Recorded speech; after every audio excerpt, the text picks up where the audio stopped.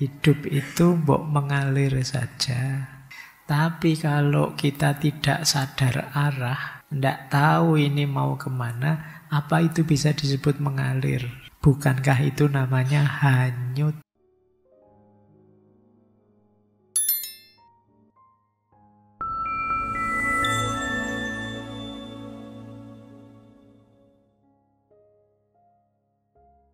Oke, bismillah. Assalamualaikum warahmatullahi wabarakatuh. Bismillah. Mari kita mulai kembali ngaji kita. Baik, kita lanjutkan ya. Semoga masih kuat. Karena setelah ini agak berat. Oke, ini untuk pembanding sekarang. Kita lihat. Sekarang kita ngaji filsafat. Tipe-tipe tujuan. Ini kita ambil banyak teori sekarang dari filsafat ya. Yang pertama, ini biasanya yang banyak ditarget orang yang males mikir dalam-dalam. Yaitu tujuan hidupnya jenis hedonistik. Yang penting senang, yang penting nikmat. Jadi ini biasanya orang hedon itu tujuan hidupnya menikmati kesenangan selagi bisa. Alah, hidup sekali ngapain sih nyari rumit-rumit, seneng aja lah, seneng-seneng aja lah kita hidup ini. Nah, ini gaya pertama. Namanya tipe hedonistik. Orang seneng, orang mencari kenikmatan, masa tidak boleh? Yang bilang tidak boleh siapa? Boleh saja. Toh ada orang yang tujuannya ini. Meskipun nanti dengan makna hidup tertentu, tujuan yang hedonistik ini rasanya kurang tinggi. Kurang utama. Tapi ada orang seperti ini, mungkin banyak malahan. Hidup itu nyari senang saja. Nyari nikmat saja. Oke, mungkin banyak yang tidak merasa bahwa dia seorang hedon. Padahal hedon itu ya mungkin bisa kita semua hari ini. Ingin nyari senang saja. Pak, wong saya, duit saya tidak banyak, tidak ada hubungannya dengan duit tidak banyak atau duit sedikit. Karena hedon itu orang yang orientasinya kenikmatan saja. Kalau istilahnya Plato dan Imam Ghazali itu yang dipikir urusan perut ke bawah. Ini orang hedon biasanya. Yang kedua, kalau ini Aristoteles dan kawan-kawan, virtue etik, eudaimonistik. Tujuan hidup yang arahnya pada kebahagiaan dan keutamaan. Jadi kalau tadi tujuan hidup menikmati kesenangan, kalau eudaimonistik ini tujuan hidupku mengembangkan diri dengan melakukan kebajikan yang di situ kemudian mencapai kebahagiaan. Ini tujuan eudaimonistik. Biasanya alurnya begini. Pengetahuan, kebajikan, virtu, dan kebahagiaan. Kalau kita ingin bahagia ya dengan ilmu. Setelah ngerti ilmunya kita amalkan dalam kebajikan. Kalau sudah melakukan kebajikan kita akan bahagia. Jadi tipe pertama tadi hedonistik, hidup mengejar kesenangan. Kalau tipe kedua hidup melakukan kebajikan. Jadi tujuanmu adalah melakukan kebaikan. Yang dari situ kamu asumsikan kamu bisa bahagia. Kalau yang pertama, hidup senang-senang, yang dari kesenangan itu menemukan kebahagiaan. Nah, ini beda orientasi. Mungkin banyak juga teman-teman yang sing penting dadi wong apik, itu aja. Good life. Jadi cuma itu saja. Ini namanya tipe tujuan eudaimonistik. Nanti ada tipe utilitarian. Tipe utilitarian itu tujuan hidupnya adalah memberi kebahagiaan, kemanfaatan untuk banyak orang. Jadi tujuan hidupku adalah memberi manfaat sebesar-besarnya agar sebanyak mungkin orang bisa hidup lebih baik. Ini utilitarian. Kemanfaatanmu terhadap masyarakat di dunia sosial. Nanti ada lagi tipe transendental. Tipe transendental itu ya tujuan hidup kita adalah menuju Tuhan, bahagia di akhirat, masuk surga. Ini tipe religius, transendental. Imam Ghazali, Ibnu Arabi, Augustinus, dan lain sebagainya yang religius tujuannya agama. Mungkin banyak di antara kita yang tipe tujuannya religius. Akhirat, surga, Tuhan itu. Ini tipe ini. Ada lagi altruisme.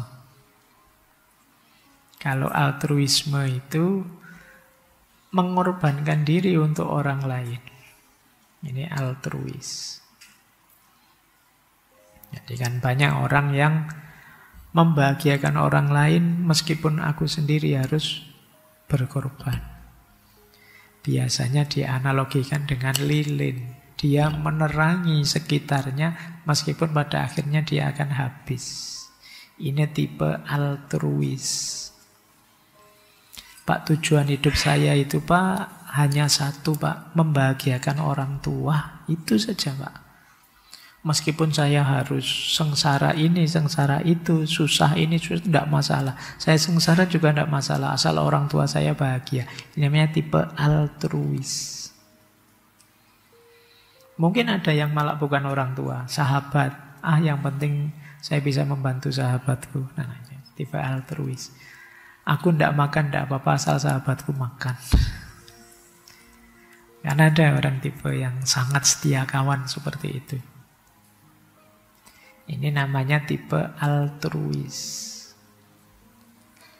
Nanti ada orang yang cita-cita tujuan hidupnya adalah pengembangan diri, humanistik. Gimana aku mengaktualkan potensiku, aktualisasi diri. Tujuan hidupku adalah menjadi manusia yang utuh, bermartabat, teraktualkan segala potensi. Nah, ini namanya tipe humanistik. Terus tak lanjutkan ya. Ini semua tema sudah pernah kita bahas. Ada lagi tipe stoik. Kalau tipe stoik, tujuan hidupku adalah hidup yang selaras dengan alam.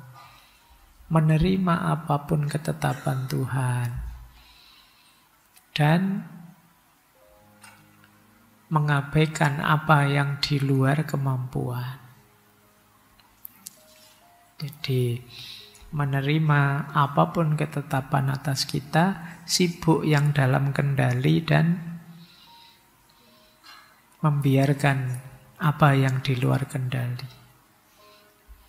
Ya sudah, di luar kendali saya tidak kuasa atas itu, saya kuasanya ini. Dan hidup secara alami, ini gaya stoik. Kemudian ada lagi, kalau ini kebalikannya. Yang awal tadi semua bertujuan, kalau ini terakhir nihilistik. Tujuan-tujuan itu tidak ada. Tujuan hidupku apa? Tidak ada, tidak pakai tujuan. Hidup ini absurd. Tidak pakai tujuan-tujuanan. Nah, ini kelompok nihilis. Nietzsche, Albert Camus, dan lain sebagainya. Ada banyak ya tipe-tipe tujuan hidup. Ini nanti jadi referensi saja buat teman-teman. Ingin ada di titik mana? Ingin sampai di tujuan hidup yang mana? Nihilistik kah? Stoik kah? Humanistik kah? Altruis kah? Religius, utilitarian, eudaimonistik, atau hedonistik? Atau tidak semuanya? Saya tambah bingung, Pak. Ya. Ini pembanding saja ya dari ranah filsafat. Teman-teman boleh enggak semuanya bikin sendiri tujuan hidup mau apa, silahkan. Bahkan ada pertanyaan begini. Apa mungkin Pak tujuan hidup itu lebih dari satu? Punya tujuan banyak. Saya itu ya pingin seneng-seneng Pak, sekaligus bahagia, sekaligus religius, sekaligus bisa berkontribusi pada orang lain. Apa bisa Pak? Jawabannya bisa saja, kenapa tidak? Asal tidak konflik.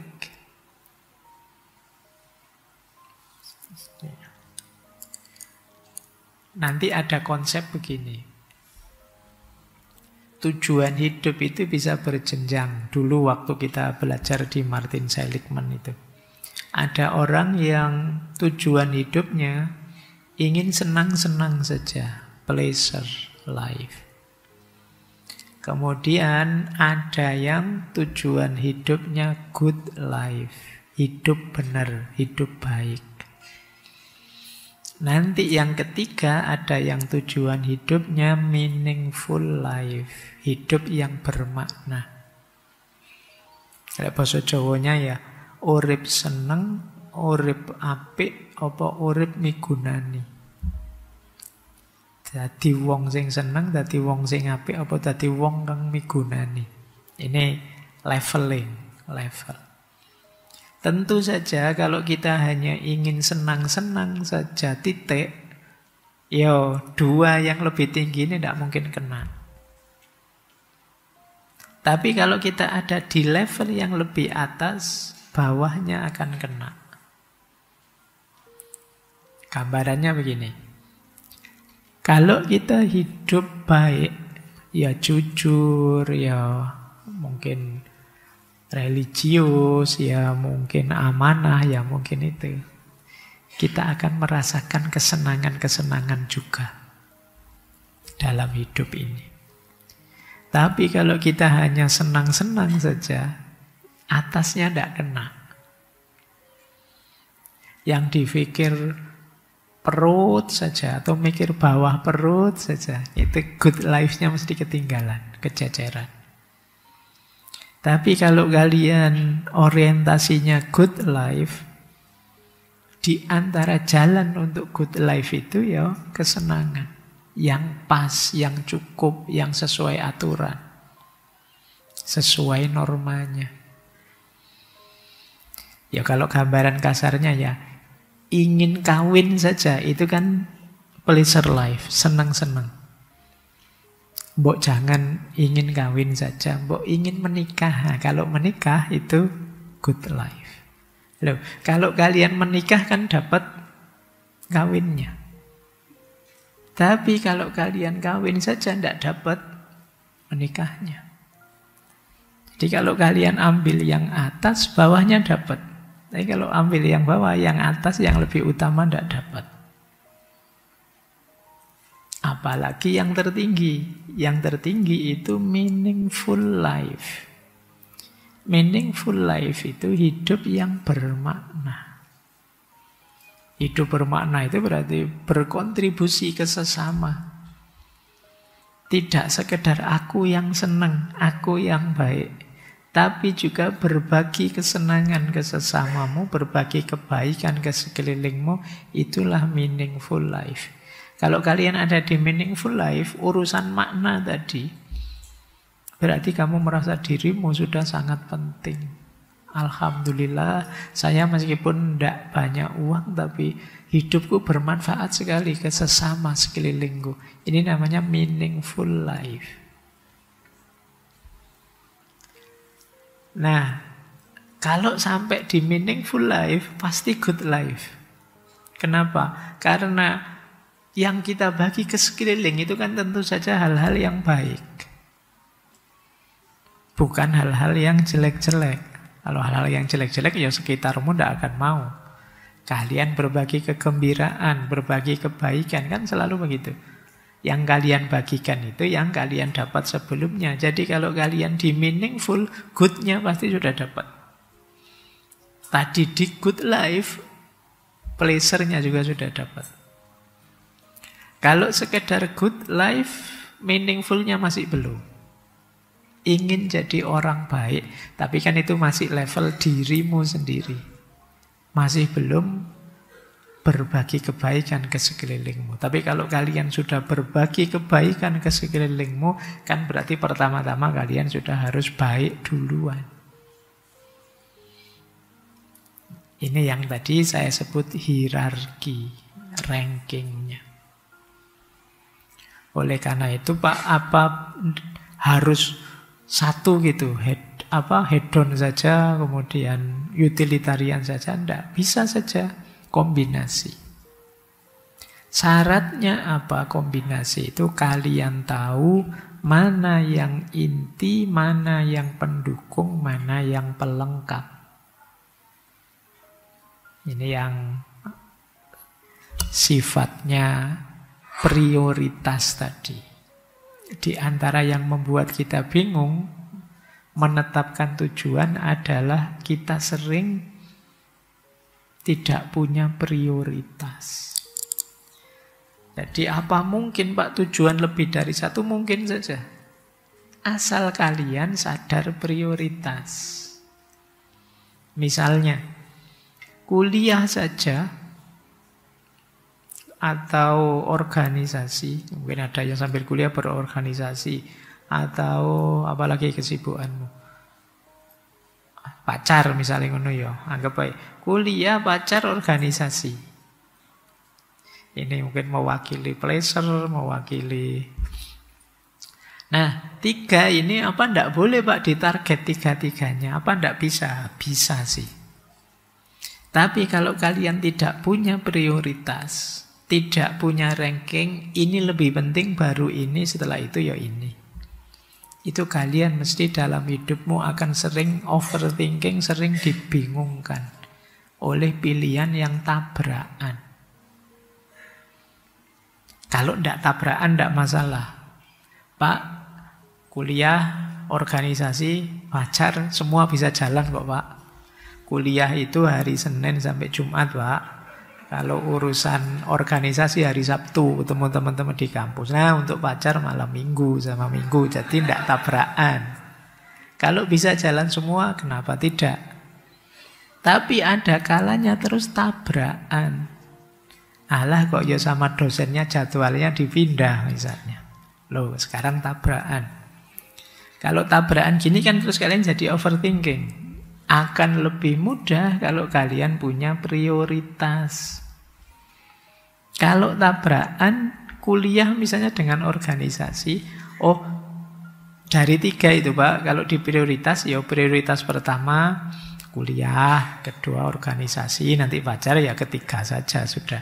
Seandainya tabrakan, ya yang didulukan yang prioritas tinggi. Kuliah sama organisasi tabrakan, kemarin saya memprioritas kuliah, ya berarti kuliah, organisasinya nanti dulu. Itu enaknya kalian punya prioritas. Nggak habis energi banyak untuk mikir. Kita sering membuang energi banyak untuk apa saja dipikir sampai detail. Dan itu menghabiskan energi. Nah, atur saja begitu. Saya tidak tahu kalian dalam hidupmu urusanmu apa saja. Kuliah mungkin, keluarga mungkin, organisasi mungkin, sahabat mungkin. Ini bisa saling tabrakan kalau kalian tidak hati-hati. Bikinlah prioritas.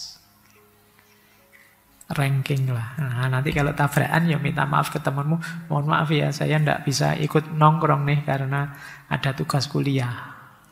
Kebetulan saya memprioritas kuliah dulu. Nanti kalau tugasnya selesai aku nyusul deh. Nah, ini kamu lebih ringan. Mungkin kamu pamit ke pacarmu, maaf ya malam minggu ini kita zong, nggak ketemu, nggak apa-apa ya. Saya ada urusan organisasi nih, kan organisasi lebih penting. Oke, yo karena di prioritas kalian lebih gampang. Meskipun yo saya wanti-wanti semoga ndak salah prioritas. Ada orang yang salah prioritas. Yang harusnya di prioritas tinggi ditaruh di bawah. Akhirnya ketemunya hal yang tidak penting dipentingkan. Ini gunanya kalian banyak refleksi, membaca dirimu, kenali dirimu. Baik, jadi apa mungkin orang punya tujuan dari banyak tipe? Mungkin saja, kenapa tidak? Yang penting prioritasnya jelas. Terus, ini perlu saya sendirikan. Menjawab kelompok tadi loh, nihilisme. Apa? Ngapain diatur-atur? Tujuan lah, makna. Hidup dijalani saja. Wong hidup itu seabsurd itu. Kita narget-narget, ya paling akhirnya ya melenceng. Kita bertujuan, ya tidak sesuai harapan. Wong hidup ini seabsurd itu kan ya. Klaimnya kelompok nihilis. Ayo kita cek. Sekarang kita suruh menjawab aliran-aliran filsafat terhadap nihilisme. Yang pertama, jawabannya orang-orang eksistensialis. Kalau orang nihilis tadi bilang, Allah tidak usah dimaknai, tidak usah dituju, wong hidup ini absurd. Orang eksistensialis akan jawab begini, iya hidup ini absurd. Tapi kan kita bebas menciptakan makna sesuai keinginan kita. Jadi makna itu tidak ditemukan tapi kita ciptakan. Hidup jadi bermakna ketika kita memilih arah, menciptakan target, dan bertanggung jawab atas target itu. Itu menegaskan bahwa kita ini orang bebas. Kita ini manusia yang menguasai sepenuhnya hidup kita. Ini jawabannya orang-orang eksistensialis. Jadi, iya, hidup itu serba tidak pasti. Tapi dengan kita menetapkan tujuan, kemudian memperjuangkannya, bertanggung jawab atas itu sebenarnya menegaskan betapa kita menguasai hidup kita. Disitulah kita eksis jadi diri kita sendiri.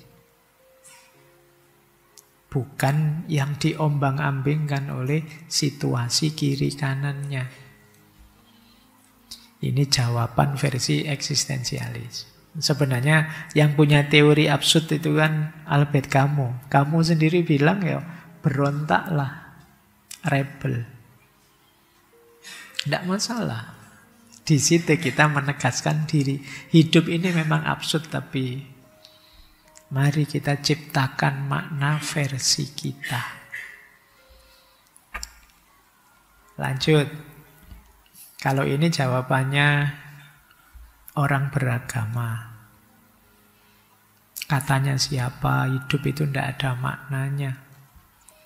Tuhan sudah memberikan makna. Kita dihadirkan ke muka bumi ini, tadi loh ayat yang awal, tidak iseng. Kita diberi amanat, diberi tugas oleh Allah di muka bumi ini. Mungkin dengan akal sulit kita mengejar makna yang paling ideal. Itulah kenapa agama menyediakan fasilitas menunjukkan makna hidup yang paling hakiki. Nah, ini khas jawaban religius. Nah, nanti ada lagi jawaban versi humanisme. Jawaban versi humanisme itu nanti berhubungan dengan kondisi realnya manusia. Yang itu dipenuhi oleh keinginan-keinginan dalam hidup. Manusia itu kan di antara pencirinya yang membedakan dia dengan makhluk yang lain itu dia punya akal, punya kehendak, punya keinginan-keinginan. Yuk. Dengan berteori nihilisme, menafikan segala sesuatu, pada akhirnya bisa menjatuhkan orang jatuh pada kekosongan eksistensial. Menegaskan bahwa kita itu tidak akan menguasai hidup ini, kita bukan apa-apa, kita bukan siapa-siapa. Itu membuat kita drop. Maka penting kemudian kita punya makna dalam hidup ini. Ayo kita buat kalau kita tidak punya. Kita punya tujuan, ayo kita target kalau kita tidak punya. Di situ hidup kita jadi berarti. Ini seperti teorinya Abraham Maslow tadi ya. Di depan saya singgung sedikit itu. Butuh aktualisasi diri. Oke. Terakhir, ini jawaban simpel dari kelompok pragmatis. Kalau pragmatis itu tidak usah terlalu banyak teori, yang penting gunanya apa gitu saja. Itu pragmatis. Kata orang pragmatis, punya makna, itu membuat hidup ini lebih semangat, lebih produktif.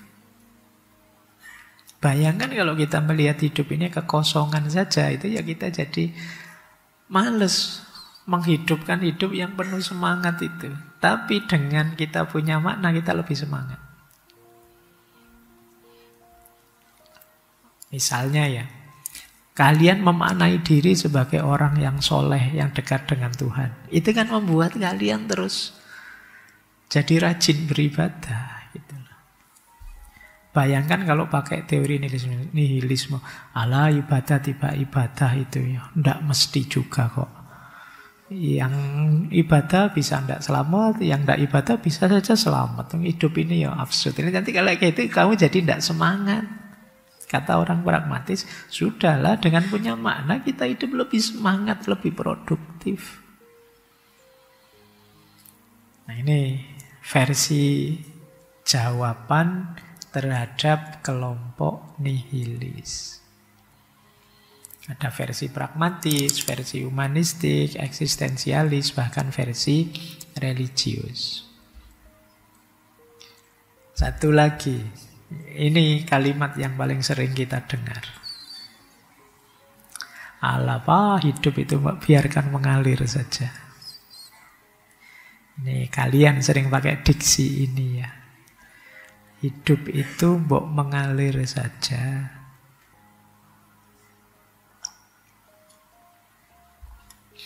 Ayo kita jawab satu-satu klaim ini. Jawaban pertama, iya benar. Mengalir itu asik.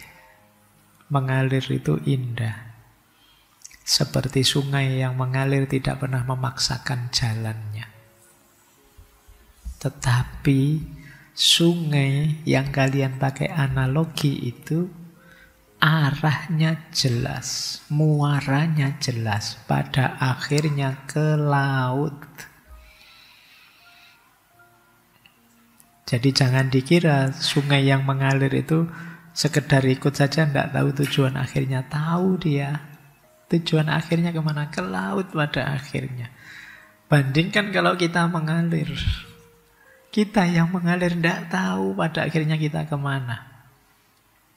Jadi mengalir mungkin memang perlu, tapi kita juga harus bisa memastikan aliran itu membawa kita kemana, ke laut atau ke rawa-rawa. Jadi kalau sudah jelas, sana loh Pak, tujuan akhirnya rute ini, ya mengalirlah ke sana. Jadi jangan sebelum tahu akhirnya kalian sudah mengalir.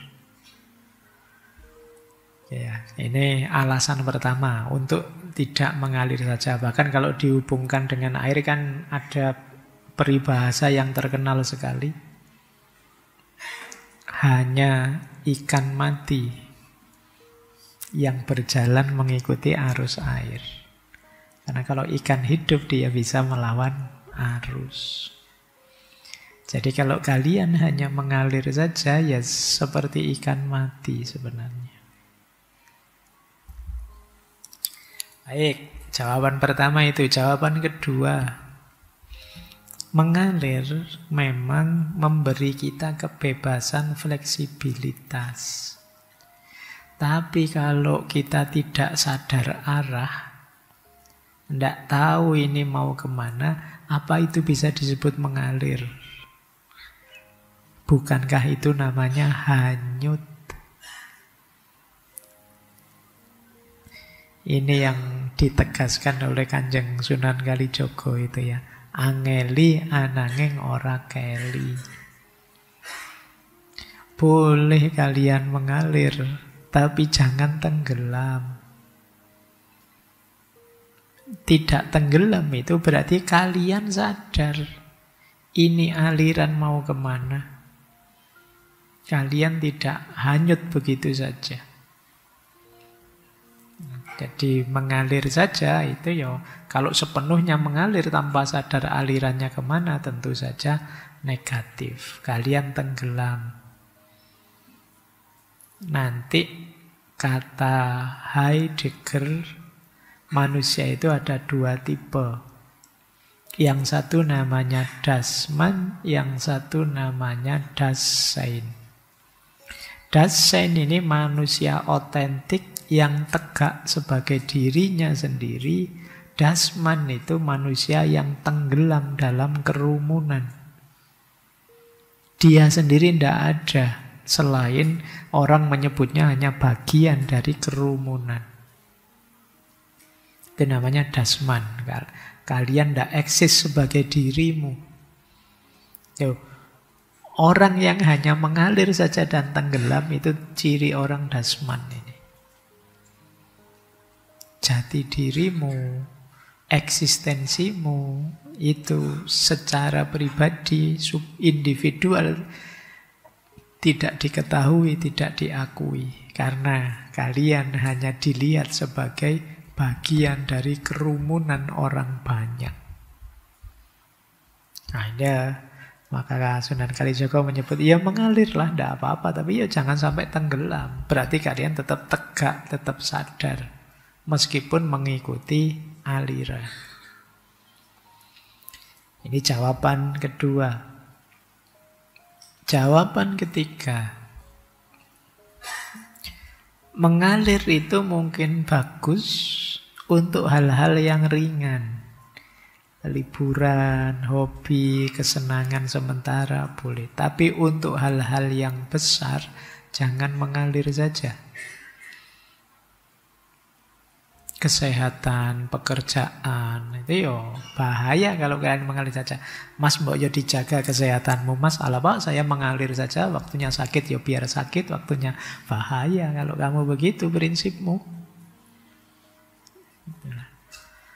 Mas, mbok cepet nang diselesaikan studinya, nanti kamu kan longgar. Ala Pak, saya mengalir saja, waktunya lulus ya biar lulus, kalau tidak lulus ya sudah. Ya lebih menyusahkan hidupmu nanti.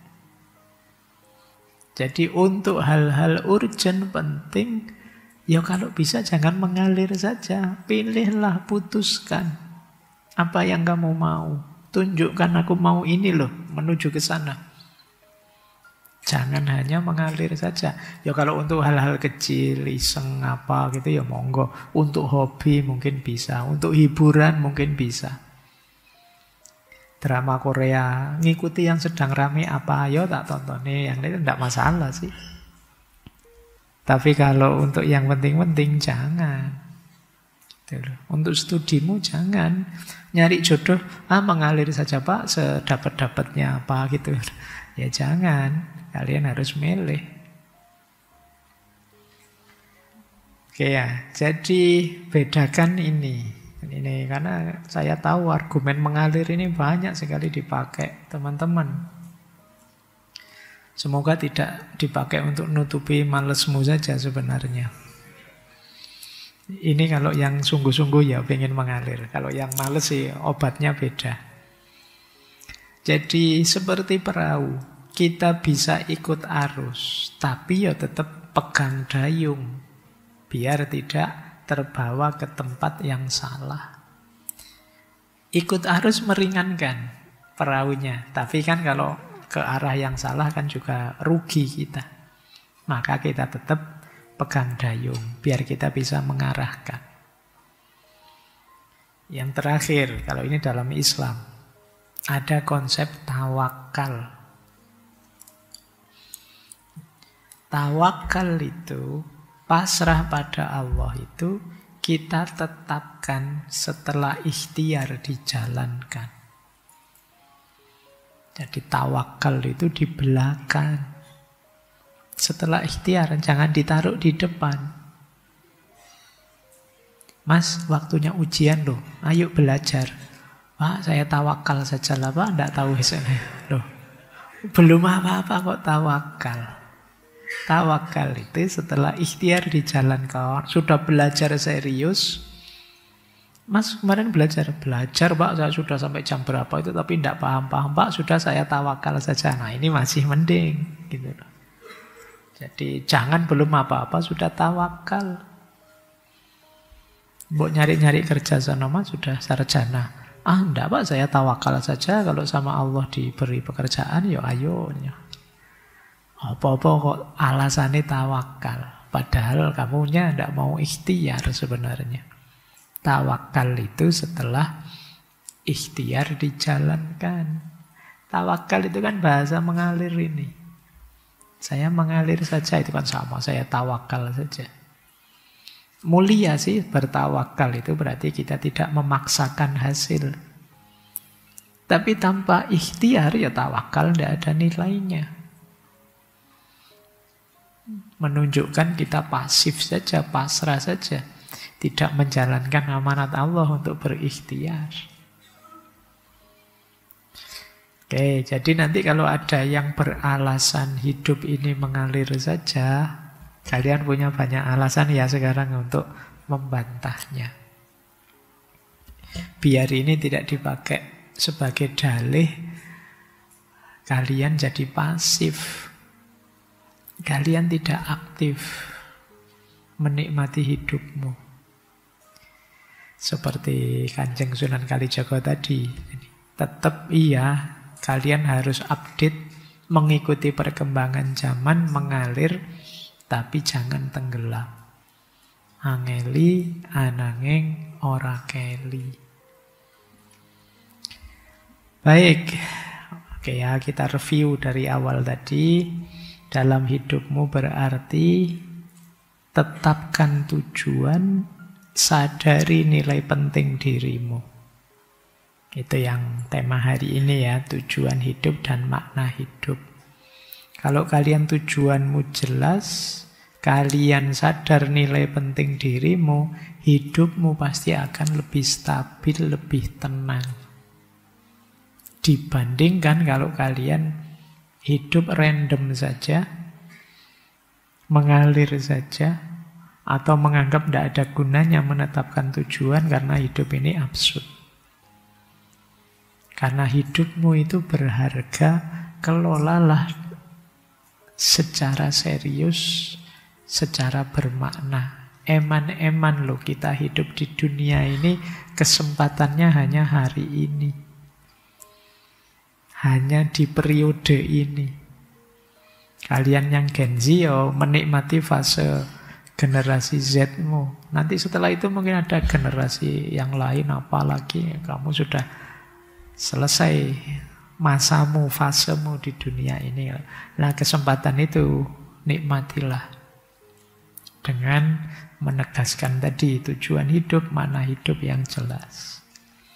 Kalau dirangkaikan dengan tema-tema sebelumnya di bulan ini, kalau kalian sudah punya tujuan dan mampu menghargai dirimu, menilai dirimu secara sesuai, di situ resiliensimu akan mudah untuk dibangun. Kalian akan mudah menghadapi ujian, godaan, jatuh bangunmu. Itu tema minggu pertama. Bagaimana cara kita meningkatkan resiliensi. Kalau tujuan dan makna hidup sudah jelas, resiliensi lebih mudah dibangun. Kalau tujuan makna hidup jelas, resiliensi mudah dibangun, digempur informasi jenis apapun, kita tidak akan mudah goncang, tidak akan mudah terdistraksi. Itu pertemuan minggu kedua. Karena di dalam kita sudah kuat, kita sudah lebih tangguh. Bahkan selanjutnya, dengan sebagian besar kita hidup secara serius, punya tujuan, makna hidup, resiliensi tinggi, maka masing-masing dari kita akan menjadi support system yang kuat untuk sesama kita. Jadi kita akan bisa saling mendukung di antara kita. Itu tema minggu lalu. Loh, kalau semua ini berjalan baik, ya insya Allah hidupmu akan lebih tenang, lebih stabil menuju cita-citamu. Secara luas ya menuju cita-cita kita bersama bangsa Indonesia tahun 2045 katanya generasi emas itu ya. Saya tidak tahu emasnya sudah harga berapa tahun itu ya. Tidak usah mikir jauh-jauh, yang penting kalian bangun dirimu sekarang.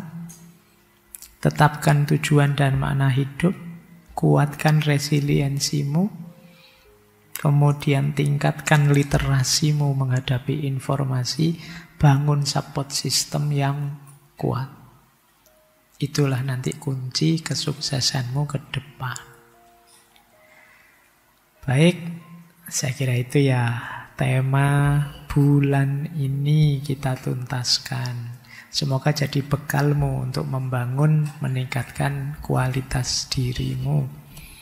Insya Allah kita lanjutkan bulan depan di tema yang berbeda tentu saja ya. Mungkin kita agak filsafatan yang lebih dalam lagi. Saya akhiri sekian untuk malam hari ini. Kurang lebihnya mohon maaf. Wallahul muwaffiq. Wallahu a'lamu bissawab. Wassalamualaikum warahmatullahi wabarakatuh.